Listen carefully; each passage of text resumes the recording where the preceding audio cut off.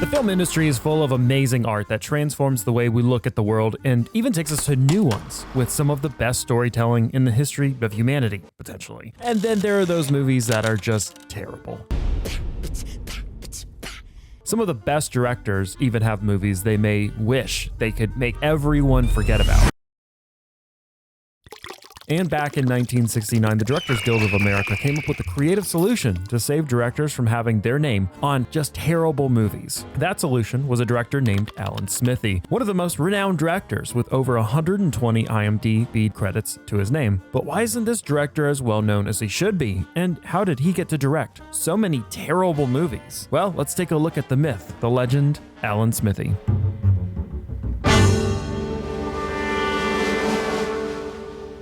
I used to look at the men lining up at Warner Brothers carrying their dinner pails, clocking on in a long line. I said to myself, is this an art form? And that is, therein lies the whole problem between the artistic and the commercial, is the cost of expression. It's a miracle that a movie even gets to theaters. We tend to forget how many scripts don't even reach funding stage, and the ones that get through still require a stroke of luck before even thinking about it being successful. Even still, directors who are excited about their vision for a movie finally coming together can quickly see their vision disintegrate before their eyes. This was the case in the movie Death of a Gunfighter, which was about the passing away of the Wild West culture to that of a more modern society. This gunfighter was the law for 20 years, until a hate-ridden town took the law into its own hands and turned on the gunfighter. Richard Widmark, rebel with a badge in Death of a Gunfighter. We don't have any law in this journey. The lead actor in the movie, Richard Widmark, 3/4 of the way through filming this movie, decided he didn't really like the director, Robert Totten, all that much, and talked with this studio and had him fired and replaced with Don Siegel, who is probably best known for his movie Escape from Alcatraz and Dirty Harry. He also directed the opening montage for Casablanca. Having some excellent credentials in hand, Siegel came in and finished the job directing the movie. After the film was finished, Siegel didn't want to take credit since he had only spent about 9 days filming and Robert Totten had spent about 25 days filming this movie. To make matters worse, Totten didn't want anything to do with it either, causing a massive problem that would end up being settled in a DGA, or the Directors Guild of America, panel hearing.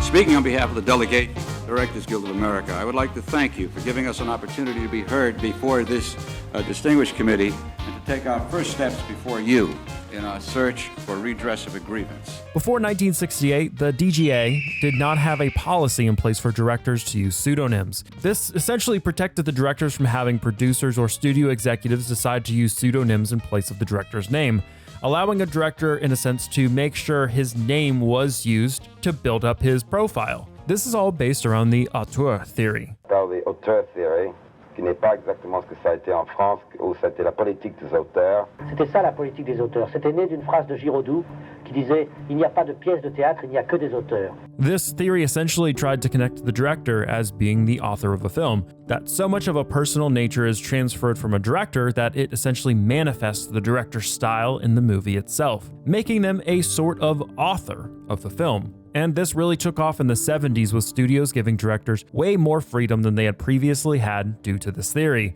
especially with the likes of Spielberg, Martin Scorsese, George Lucas, and others beginning their rise to fame. So now that you have a brief understanding of the auteur theory and the current state of the industry at the time, let's head back to the DGA panel hearing over the dispute of who would be named the director of Death of a Gunfighter. This was a dilemma. Neither director wanted to be credited in the movie, but the DGA also didn't want to give away power from the directors receiving credits in their name. So the Directors Guild of America decided to create a pseudonym that would only theoretically be known by directors and studios, to be used in cases of where directors felt their creative vision was preempted by studio interference or other directors. The pseudonym the Directors Guild of America came up with was Al Smith, but was quickly changed to Al Smithee, which they surmised would be different enough to avoid being too close to similar names, but also bland enough to avoid drawing too much attention to the name. Funny enough, Death of a Gunfighter received praise from critics and was well received with renowned film reviewer Robert Eager, who praised the director of the movie, saying,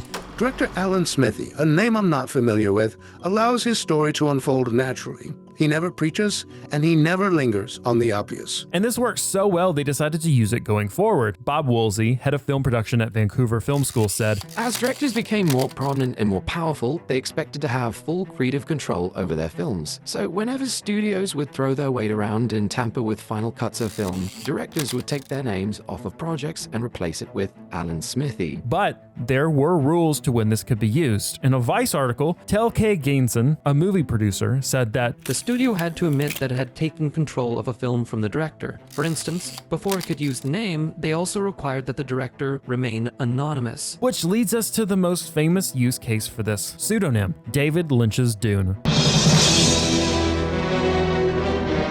You are about to enter a world where the unexpected. Or should we say Alan Smithee's Dune? Yes, that's right. This movie was so rife with controversy for Lynch that he eventually had his name removed after the theatrical release. And Lynch had a fair argument here. It wasn't even really his movie to begin with. He wasn't even the first director chosen for this movie, and even when they called him in to direct it, the studios denied his request to split it into 2 movies. And after being told you couldn't split it into 2 movies, the studio decided to cut down the 3-hour version he had originally. And, well, you know how that turned out.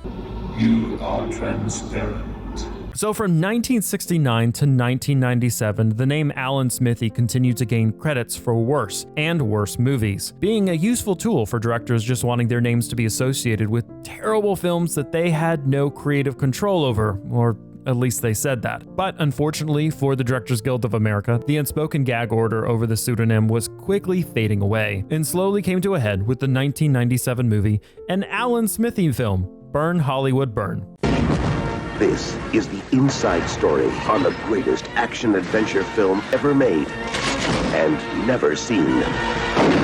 Because the director stole the film.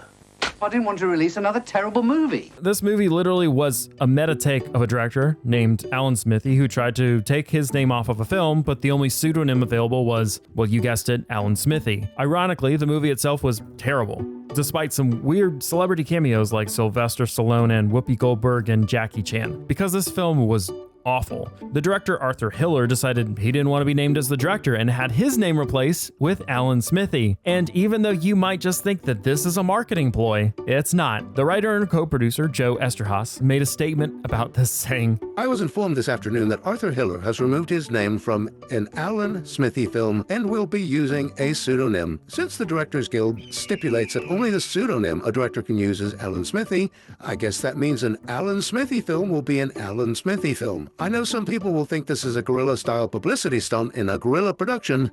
It isn't." After this bomb of a movie and a very public mention of the name, people started to take notice, and film enthusiasts started making a game of figuring out the real directors of all the Alan Smithee credits. Eventually, the general public caught on, and the name became so infamous that when used in a movie, people knew to stay away from it because it was bound to be terrible, and the studios had given up on it, and the director had given up on it. The name was retired by the Directors Guild of America sometime around 2000. However, it still pops up here and there and in interesting places besides director positions, though it is no longer endorsed by the Directors Guild of America. Director Alan Smithee may not be real, but this non-human character in the history of cinema played an interesting role and is a story that will live in infamy in the industry. Which, you know, another story that will live in infamy? Well, check out this crazy story right here.